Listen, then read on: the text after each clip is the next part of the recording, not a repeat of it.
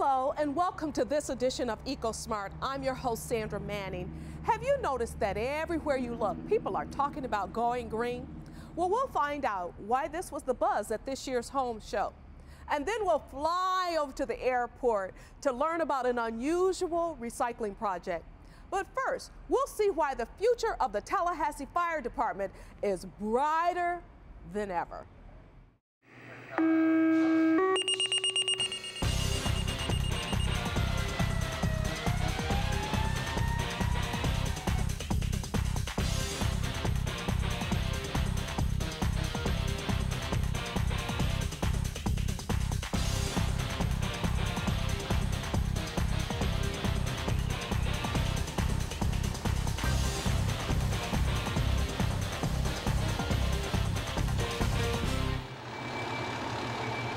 When the community thinks of firefighters, they think of us as pulling hose lines and putting out fires and responding to medical calls, screaming up and down the road in these fire trucks.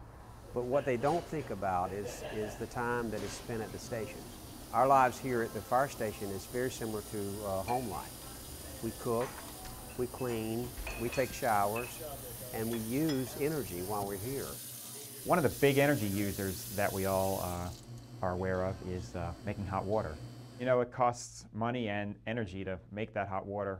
So one of the projects that we've been looking at in our group here is to try to reduce the amount of energy that's required for hot water at the firehouses. What comes to mind right away is solar energy.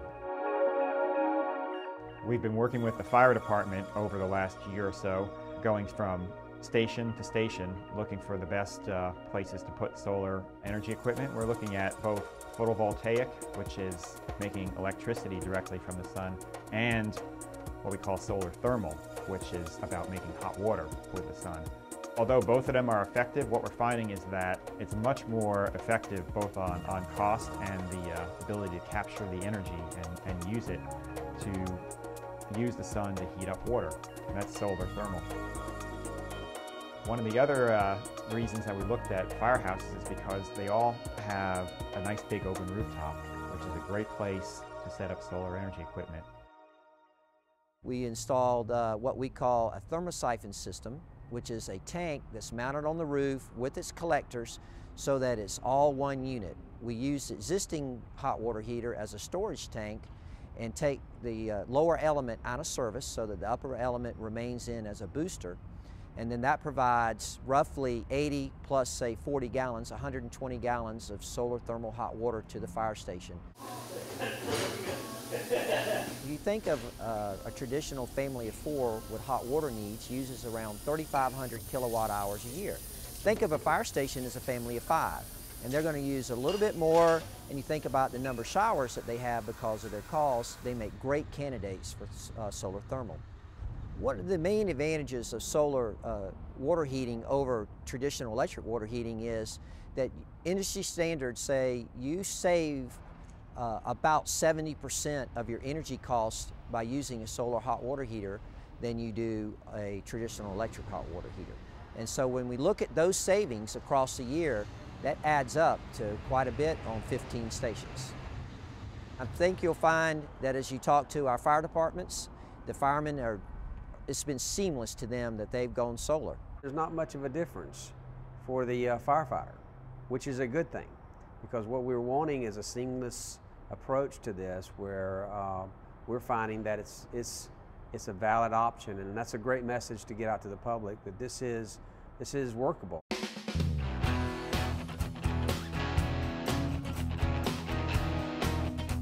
We're always looking for ways to find technology that increases our efficiency, and as a team and as a group and as a department, that allows us to function more efficiently. When we look at systems inside of our stations where we are housed 24 hours a day for 365 days a year, we have folks there that are maintaining and using these systems. The more we can make those efficient, the better it is for the government, and certainly goes back to the taxpayer and hopefully to our children and grandchildren, that we found ways to use energy sources that are renewable.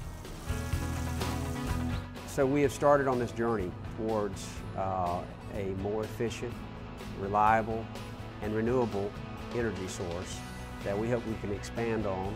And in the future, hopefully, we'll all be using these kind of types of energy sources to run our stations. Right now, what it is teaching us to try new things and not be afraid to do that, and it's been a very positive outcome for us.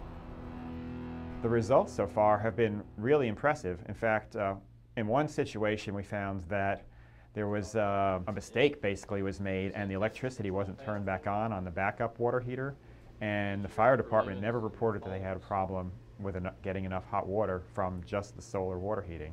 So the solar energy was sufficient to meet all the needs of that particular firehouse. That's pretty exciting to me, because a lot of times we're worried that if we're using some renewable source like solar, that it might not be there all the time, it might not be enough to meet our needs. But in this situation, it turned out it was just fine. The sun, it's there all the time. It's about as clean as you can be on making energy. So we try to take advantage of solar energy where we can as a way to avoid the use of fossil fuels and make an improvement in our environment here. This is bigger than us. It starts with the concept of trying to save energy and find other renewable resources. But it comes down to each individual firefighter, you know, how it affects their lives and how they're able to carry on their lives without a huge interruption. And what happens is that comes all the way back around to the community, where we're able to serve the community in a more efficient manner.